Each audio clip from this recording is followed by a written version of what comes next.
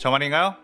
내 이름은 종타쿠 오덕이죠. 우리 종덕이 여러분, 오늘 하루는 어떠셨나요? 오늘은 귀멸의 칼날에 나오는 상현삼 아카자가 혈기가 아닌 귀살대원이 되었다면 어떻게 되었을지에 대한 가상 시나리오를 써보겠습니다. 이 영상에는 원작의 스포일러와 개인적인 견해가 있으니 그 점 유의하시길 바랍니다. 大丈夫ですか? 그럼 시작해볼까요?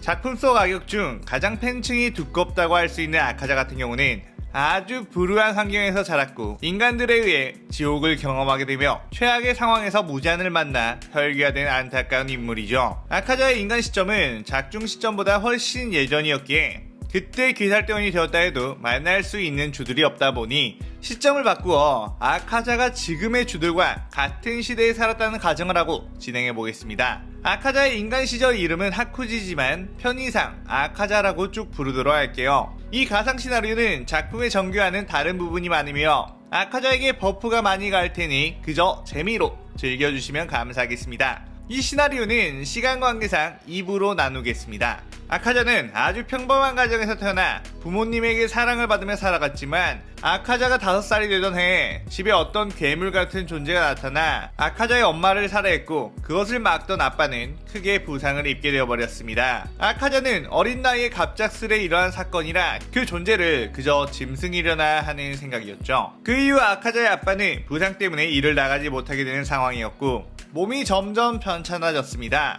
그렇게 집에 모아놓은 돈은 점점 다 사라지게 되고 아카자는 어린 나이부터 아빠의 약값을 구하기 위해 돈을 벌어야 했죠. 하지만 어린 아카자에게는 누구 하나 일거리를 주지 않았고 아카자는 어떻게 해서든 돈을 벌기 위해 남의 지갑에 손을 대게 되었습니다. 처음에는 조금씩 소매치기를 하다가 나중에는 요령이 생기자 더 대담하게도 하며 생활비와 아빠의 약값을 겨우겨우 충당하곤 했죠. 하지만 소매치기를 하다 걸려 주변 사람들에게 흠씬 맞고 돌아간 날들도 상당히 많았습니다. 그렇게 시간이 조금 지나고 어릴 때부터 엄청난 악바리 근성을 가진 아카자가 8살쯤이 되자 웬만한 성인들에게도 지지 않고 대항하기도 했고 자신을 때리던 한 성인 남자의 코뼈를 부러뜨리는 사건까지 일어나게 되죠. 그리하여 아카자는 관가 사람들에게 잡혀가 엄청난 매질을 당하고 범죄자라는 낙인을 받게 되죠.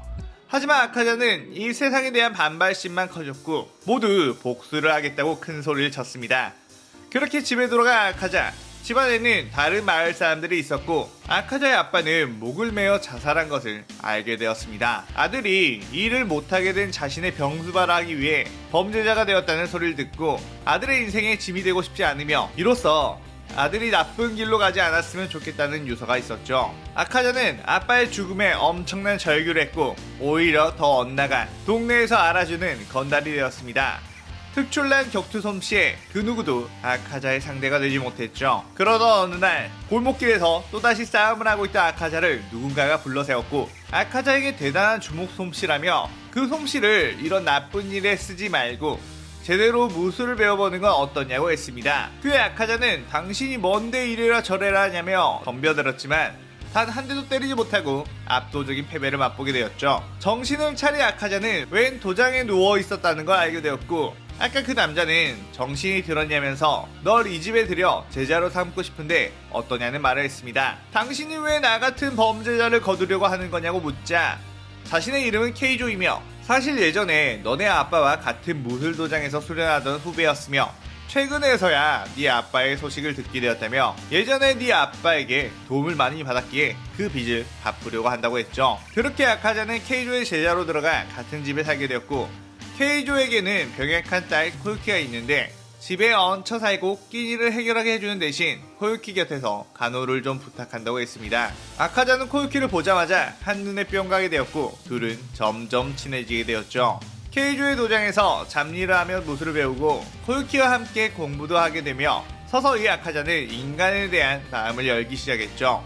케이조의 무술 실력은 정말이지 엄청났는데 아카자는 케이조에게 어떻게 그렇게 강하냐고 물었고 예전에 너네 아빠는 나보다 더 재능이 있고 강한 사람이었단 말을 해주며 너도 노력하면 빠른 시일 내에 나를 능가할 것이라고 말을 해주죠. 그렇게 행복한 시간들이 흐르고 흘러 어느덧 아카자의 나이는 18살이 되었고 케이조는 슬슬 이 도장을 너에게 물려줄까 생각을 하고 있다고 말을 했고 자신의 딸 코유키를 아내로 맞이하는 게 어떠냐고 물어보았죠. 아카자는 순간 엄청나게 당황했고 범죄자 출신인 자신이 이런 행복을 얻어도 되냐고 묻자 이미 너는 새로운 사람이 되었고 그 누구보다 코유키의 간호를 성실히 해주며 덕분에 코유키는 아주 건강해질 수 있었다고 했고 또한 코유키를 영원토록 아껴줄 수 있는 사람인 것 같다는 확신이 들었다고 말하는 케이조였습니다. 코유키 역시 아카자에게 자신을 신부로 맞이해주겠냐고 진심을 전했고 아카자는 영원히 코유키를 지킬 것을 맹세하게 됩니다. 그렇게 둘은 행복한 나날만을 기대하며 결혼을 준비했죠. 그러던 어느 날 아카자는 케이조의 심부름으로 연마을에 갔다가 새벽쯤이 돼서야 집에 도착하게 되었는데 도장은 엄청나게 난장판 상태였고 누군가가 싸우는 소리가 들려 급히 뛰어갔습니다. 보니 혈기와 케이조는 육탄전을 벌이고 있었고 한쪽에는 코유키가 피를 흘린 채 쓰러져 있었죠. 아카자는 곧바로 그 혈기의 공격을 퍼붓었지만 어쩐지 쓰러지지 않고 계속해서 날뛰며 자신들을 공격했습니다. 그때 그 혈기의 모습을 보고 어릴 적 자신의 엄마를 살해하고 아빠에게 큰 부상을 입힌 그 존재와 같은 것이라는 걸 깨닫게 되었죠. 그렇게 케이조와 아카자는 그 혈기와 동이 틀 때까지 싸웠고 동이 트자 그 혈기는 재가 되어 소멸했습니다. 겨우 끝난 싸움, 우선 쓰러져 있는 코유키부터 확인했는데 코유키는 이미 숨을 거둔 상태였고 케이조 역시 너무 심한 출혈로 인해 죽어가고 있었습니다. 케이조는 아카자에게 코유키를 지켜주지 못해 미안하다며 울었고 자식과도 같은 너네 둘이 행복하게 살아가는 것을 꼭 보고 싶었다는 말을 마지막으로 숨을 거두게 되었습니다. 아카자는 코유키와 케이조의 시신을 끌어안고 온 세상이 떠나갈 듯이 울부짖으며 이 혈기라는 존재를 전부 자신의 손으로 으깨 죽여버리겠다는 다짐을 하죠. 그리고 그 다음날 혈기의 자취를 찾아 어떤 낯선 사람이 찾아왔고 그 남자는 혈기에 대한 존재를 아카자에게 말해줬습니다. 아카자는 왜 더 일찍 알고 찾아오지 않았냐면서 그 남자에게 화를 냈고 그 남자는 면목이 없다며 미안하다고 했습니다. 미안하다고 하면 죽은 사람들이 돌아오냐며 발끈한 아카자는 그 남자에게 달라들어 공격을 했고 그 남자는 아카자의 주먹을 아무렇지도 않게 손바닥으로 잡아버렸습니다. 아카자는 처음 느껴보는 악력에 당황했고 그때 그 남자의 얼굴을 보니 눈물을 주룩주룩 흘리고 있었습니다. 자신은 귀살대 암주 교메이라는 소개를 하며 교메이는 아카자에게 당신도 그 혈기와 싸운 것이냐고 물었고 그렇다고 하니 그 혈기는 12개월 하연 6의 혈기라서 귀살대원이 아닌 인간이라면 절대 살아남을 수가 없다고 놀랐습니다. 케이조와 아카자는 이미 평범한 인간의 수준을 뛰어넘는 무술을 구사하고 있었기 때문에 일륜도도 없이 하연 6의 혈기에게도 새벽까지 버텼던 것이죠. 일륜도는 무엇이며 어떻게 하면 그 혈기들을 효과적으로 죽일 수 있냐고 물었고 교메이는 그것에 대해서 말을 해주었습니다. 교메이는 아카자가 가지고 있는 재능을 높이 보고 자신의 밑에 들어와 함께 수련을 해보는 것은 어떠냐고 물었고 아카자는 그것을 받아들였죠. 아카자는 교메이에게 우선 전집중 호흡, 바위 호흡을 배우기 시작했는데 남을 잘 가르치지 못하는 교메이였지만 아카자는 그동안 무술을 했던 경험으로 금방금방 호흡을 따라가며 깨우칠 수 있었습니다. 아카자는 처음에 칼을 들고 호흡법을 배웠는데 자신이 원래 하던 움직임이 훨씬 편해 맨손 전투를 하겠다고 하죠. 교메이 역시 철퇴와 도끼를 사용하는 귀살대원이었기 때문에 아카자의 고집에 뭐라 할 처지가 아니었죠. 아카자는 바위의 호흡을 배우며 그것들을 최대한 자신의 무술에 대입해보았고 그것은 기존 바위의 호흡과는 다른 새로운 형태의 호흡으로 발현이 되었습니다. 바로 강철의 호흡이죠. 여기서 잠깐 아카자가 귀살대원이 되었을 때 쓰는 호흡이 뭐가 좋을지 예전에 많은 분들이 댓글을 달아주신 적이 있었는데 파괴의 호흡이 좋을 것 같다 라는 댓글이 꽤 많았습니다. 하지만 기존의 호흡법들과 파생된 호흡법들을 보면 어떤 명확한 존재가 붙은 모습이 있습니다. 화염, 물, 바람, 꽃, 바위, 곤충, 안개, 해, 달 이런 식으로요. 파괴라는 말은 행동 자체를 의미하고 어떤 존재를 뜻하는 단어가 아니기 때문에 여기에 붙이는 거 안 맞고 바위의 호흡, 즉 땅의 속성에서 파생될 수 있는 강철이라는 단어를 붙여 아카자가 쓰는 호흡을 강철의 호흡으로 정했습니다. 그렇게 자신만의 호흡을 쓸 수 있게 된 아카자는 귀살병이 되기 위해 선별시험을 보게 되었고 분노가 가득 차 있으며 자신의 무술이 혈기에 통할지 너무 궁금했기에 시작하자마자 뛰어다니며 혈기들을 찾아 나섰죠. 그러다 만난 두 명의 혈기, 그 혈기들은 아카자의 맨손을 보고 어디서 칼을 잃어버린 시험자가 있냐면서 조롱했죠. 아카자는 곧바로 접근해 한 혈기의 면상을 주먹으로 꽂자 혈기의 머리통이 곧바로 터졌고 옆에 있던 혈기가 놀라는 순간 발차기를 이용한 강철의 호흡 각식으로 그 혈기의 머리 또한 날려버렸습니다. 그리고 만나는 혈기들마다 원펀치 3강냉이가 아닌 원펀치 두개골 안녕이었고 주변 시험자들은 아카자를 보고 무슨 파괴의 신이 온 줄 알았다는 평을 했습니다.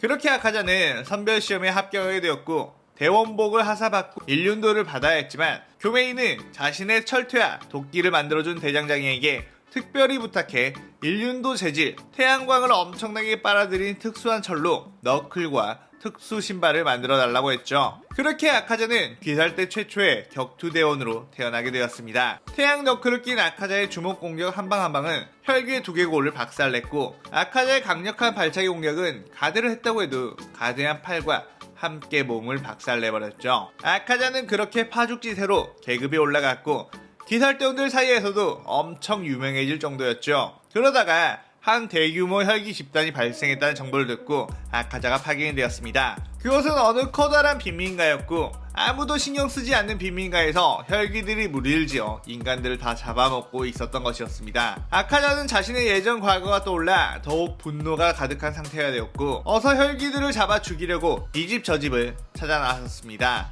그때 어디서 들리는 여자의 비명소리. 아카자는 그 소리가 난 곳으로 황급히 달려갔고 여자를 잡아먹으려 하는 혈기를 단순에 박살내버렸습니다. 그 여자는 고맙다고 인사를 했지만 왠지 모르게 아카자는 그 인사를 제대로 받아주지 않고 다음 곳으로 뛰어갔죠. 그렇게 여기저기서 비명소리가 들렸고 아카자는 구하다 보니 여자들 위주로 구하게 된 것을 보아 코유키를 지키지 못했다는 죄책감이 여전히 그의 마음속에 가득했던 모양입니다. 이 빈민가의 수많은 혈기들을 죽여도 너무나도 많았는데 알고 보니 무잔이 집단 면역을 실험하기 위해 한 마을의 대부분의 사람들을 혈기로 만들었던 것이죠. 점점 지쳐가는 아카자. 어느새 수십 마리의 혈기들이 아카자를 둘러쌌습니다. 오냐 전부 다 죽여주마 라고 말하며 호흡을 가다듬는 순간 어디서 화염의 검술이 나와 한쪽 통로를 뚫어버렸고 한 남자가 이렇게 많은 혈기가 모여있는 건 처음 보는군 이라는 말을 했습니다. 그 귀살대원의 이름은 렌고쿠 쿄주로. 아직 염주는 아니었지만 당시 염주인 렌고쿠 신주로가 은퇴하면 그 다음 염주로 내정되어 있는 인물이었죠. 그 둘은 한마디의 대화 없이도 서로에게 등을 맡기고 혈기들과 싸웠으며 그 둘의 전투력은 일반 혈기들에겐 그저 괴물처럼 보였습니다. 아카자는 쿄주로의 엄청난 검술을 보고 속으로 꽤나 감탄을 했죠. 지금까지 귀살대원 중에서 이런 강력한 검을 쓰는 사람은 보지 못했고 내신 다른 귀살대원들을 무시하고 있었던 아카자였습니다. 그 혈기들을 전부 처리한 후에 아카자는 쿄주로에게 이렇게 뛰어난 검술은 처음 본다며 귀살대에도 너 같은 사람이 있다는 것에 놀랐다고 말하죠. 그 교메이를 제외하고 말이야. 그 자식은 말도 안 되는 괴물이지. 그러자 쿄주로는 나 말고도 훌륭한 검사들은 귀살대에 넘친다면서 이미 주의 자리에 올라가 있는 검사들의 실력은 상상을 초월한다고 말하며 호탕하게 웃었습니다. 아카자는 왠지 모르게 그런 쿄주로의 모습이 마음에 들었고 마침 동갑내기처럼 보이기에 너 내 친구가 되어라 라며 친구 영입을 시도했죠. 그러자 쿄주로는 귀살의 목표가 있고 약자들을 구해주는 사람과는 얼마든지 친구할 수 있다며 둘은 악수를 했습니다. 그때 꽤나 강력해 보이는 혈기가 나타났고 그 혈기의 눈에는 하연사라는 표식이 붙어 있었습니다. 이 마을의 관리인으로 뽑혀 혈기들을 통솔하고 있었던 혈기 카메였죠. 근육 빵빵한 카메는 매섭고 파괴력 높은 공격을 둘에게 날렸고 이미 체력이 많이 떨어진 이 둘은 제대로 된 공격을 넣기가 힘든 상황이었죠. 카메는 팔에 단단한 거북이 등껍질이 있었고 쿄주로의 화염의 공격과 아카자의 강철의 호흡 공격이 가드에 번번이 막히게 되었습니다. 이들은 역시 하연의 혈기는 만만치 않다는 걸 느꼈고 아카자는 쿄주로에게 자신의 체력이 얼마 남지 않았으니 자신의 모든 힘을 다한 공격으로 저 가드를 뚫을 테니 그때 너가 저 혈기의 목을 베라고 말했죠. 그러고 나서 아카자는 온 힘을 다해 강철의 호흡, 멸식을 사용해 공격을 했고 카메의 거북이 방패는 그 위력에 금이 좌저작가면서 깨져버렸습니다. 자신의 방패가 깨지는 것에 엄청나게 놀란 카메. 그 순간 자신의 범위로 치고 들어온 쿄주로는 화염의 호흡 5형 염호를 사용해 카메의 목을 베어내는 데 성공하게 되었죠. 카메는 그렇게 소멸하게 되었고 둘은 체력을 다 소진해 쓰러져 누워 서로 했던 공격을 칭찬하며 귀살대 지원을 기다렸습니다. 그렇게 수많은 혈기들과 하연사를 잡은 아카자는 주의 자리를 임명받게 되었고 강철의 호흡을 사용하는 강주라고 칭하면 되겠냐는 물음에 자신은 주먹으로 혈기들을 때려잡기 때문에 권주라고 불러주면 좋겠다고 말했죠. 새로운 주가 탄생한 주합회의에서는 암주 교메이는 자신의 제자가 주가되어 감동의 눈물을 주룩주룩 흘리고, 랭고쿠 신주로의 은퇴로 염주의 자리로 올라간 쿄주로 역시 열렬하게 축하해 주었습니다. 옆에서 음주 우지 텐게는 저 녀석이 가지고 있는 문신 꽤나 화려한 녀석이군, 마음에 든다 라는 말을 했고, 풍주 사네미와 사주 오바나이는 왠지 자신들과 비슷한 동류, 혈기를 핵극혐하는 눈빛의 사내가 들어왔다며 흥미롭게 보았습니다. 충주 시노부는 상냥하게 잘 부탁드린다고 인사를 했고, 수주 기우는 아무 말도 하지 않았죠. 자, 이렇게 아카자가 귀살대원이 되어 주까지 올라가게 되는 과정을 그린 가상 시나리오가 끝났습니다. 다음번에는 아카자가 주가 된 후 최종 문명까지의 이야기를 한번 만들어 볼 테니 다음 작품도 기대 많이 해주세요. 오늘의 오덕일기는 이것으로 마칠게요. 영상 즐겁게 보셨다면 구독, 좋아요, 알림 설정 누르는 거 잊지 마시고요. 여기까지 보신 분들 항상 건강하고 행복하시길 바랍니다. 그럼 오늘은 이만. 사요나라. 사요나라.